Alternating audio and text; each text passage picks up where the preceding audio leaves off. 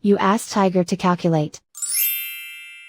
This deals with finding the midpoint between 2 points. The midpoint between the 2 points is negative 3.51. Let's solve it step by step. Plot the 2 points and calculate the midpoint using the formula. The coordinates of point 1 are, x1 equals negative 5, y1 equals 9. The coordinates of point 2 are, x2 equals negative 2, y2 equals negative 7. PM represents the midpoint of the 2 points.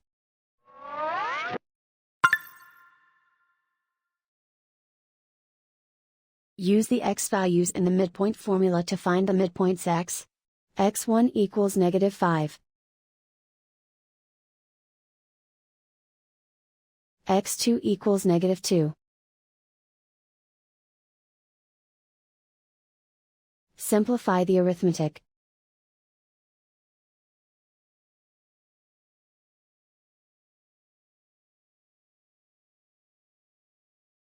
Use the y values in the midpoint formula to find the midpoints y. y1 equals 9.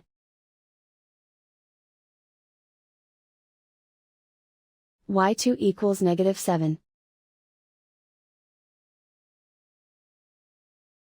Simplify the arithmetic.